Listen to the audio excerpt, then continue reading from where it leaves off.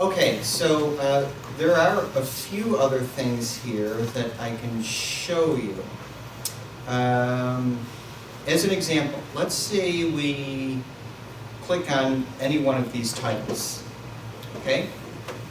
If we look over here on the right-hand side, there's lots of things that we can do with these articles. We can print them off, we can email them to ourselves, we can save them to whichever network spaces or thumb drives or whatever we prefer to work with. One of the most common kinds of questions I receive is, can you help me to cite something APA style? Okay. If you click on this Cite button here on the right-hand side of the screen, it will show you all of the possibilities for citing the record that you're looking at. And this would be an example, I think this is a shocker to some folks, when you can actually copy and paste, right? So you can just grab that citation and paste it into the references section of your paper. However, I would caution you that what goes into the database is what comes out, okay? So the good people who are behind the data entry at this database do not always concern themselves with how accurate their bibliographic citations are, okay? So you do have to have a copy of the APA manual, and you do have to have a solid familiarity with how to cite various sources, because sometimes when you grab this citation and paste it into your paper, there are errors. I see this all of the time. Sometimes it's something very subtle, like, oh, maybe these words should not have been capitalized. But there are some other really odd, glaring types of things. So I'm looking at this one in particular, and I see that the author's name is all in capital letters. It shouldn't be that way. Sometimes you'll see odd things like contact information for the authors and that sort of thing. So be familiar with your APA style of citing sources. And if you have any questions, by all means, contact me. I just noticed something else here. There's the international serial number is included in the citation. That should not be there either. Okay?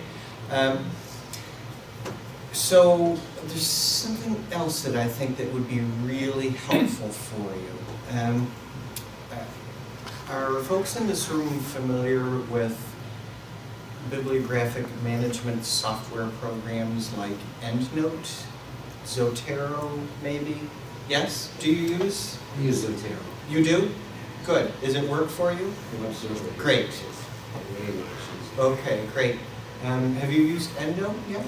No, but I like Zotero because you can just click on down the page and it saves it automatically, and then just get it from there. I can just select all items that you wanna. Yes. And it will just. That's great. It's helpful. And one of the benefits of Zotero is it's an open access program, so you can take it with you wherever you like. Right. Right? One of the other things that you can do with databases like this is you can export all of the records that you find when you're conducting your research into a bibliographic management program like Zotero or like EndNote, okay? And what these sources do essentially is they act as databases or storehouses for your research information, okay? So imagine creating your own database of all of the materials that you accumulate along the way. And there's lots of different ways of organizing it. You can save materials based on classes, based on academic years, based on specific assignments, okay? And my experience is, I always tell people that I'm not just their librarian for their academic careers, but also when they move on, I want them to stay in touch with me and to let me know when they need assistance. In essence, your lifetime librarian, right? And so I hear from folks who have moved on commonly, right? People who have moved on to become school superintendents and so forth, because they still need to do research. And one of the things that I encounter is that, you know, people really regret not holding on to all of the information they gathered when they were going through getting their master's degrees and their PhDs and so on. So what I'm saying is that it might be a good idea to familiarize yourselves with sources like Zotero or EndNote, because you can download those programs onto your machine, link them up to our subscription databases like this, and automatically just export whatever it is you're looking at right into your database, and it's always going to be there for you.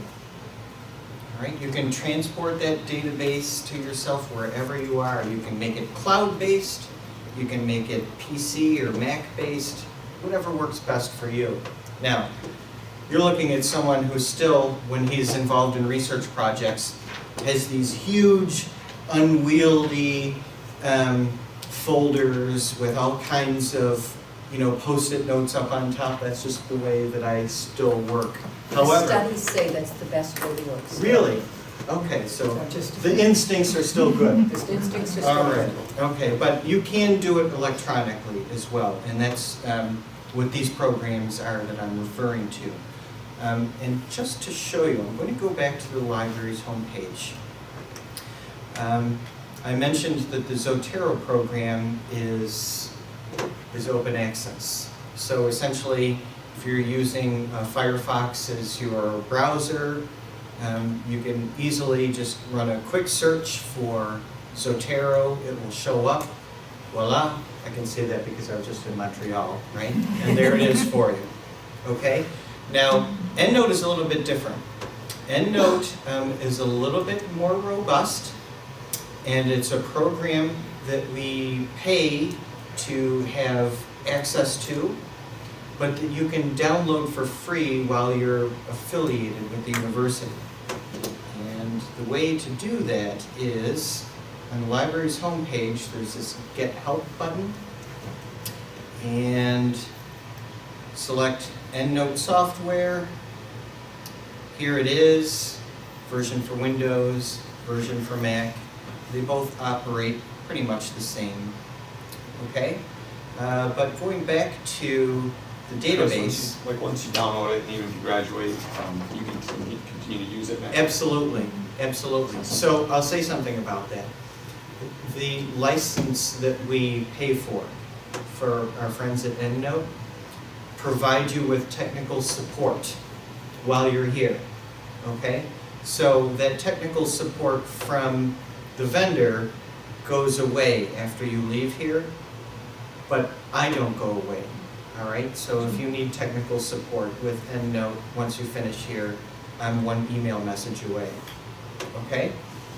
So just to show you how this works, I don't have EndNote loaded on this machine, so I can't go through the entire process with you, but what I can show you is, if I go back to my result list here, let's say that I like a lot of these records that I'm looking at, all right? So for each one that I like, I'm going to click on that little folder icon next to each one.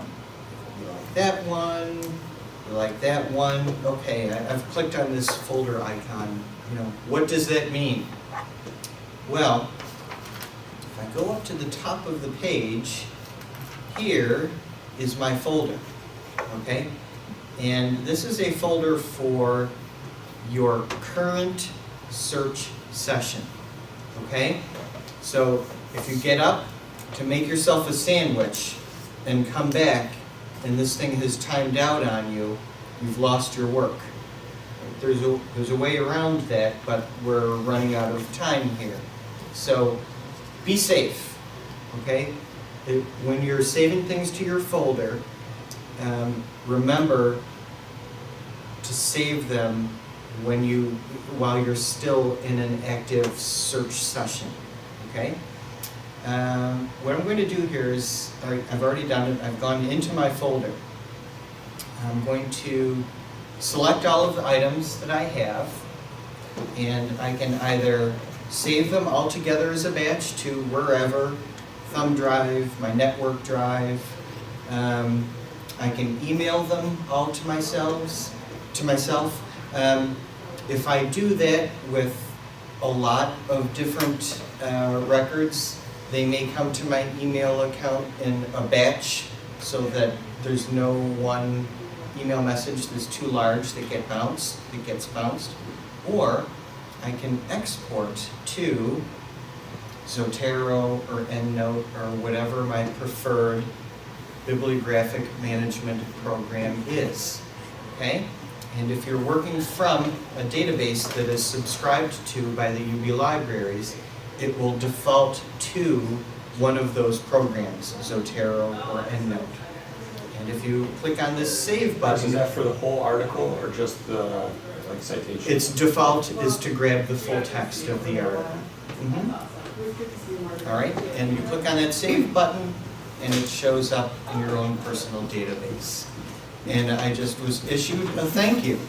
So I will say thank you, Professor Kim, and all of you for following me along with this. Thank you, Barry.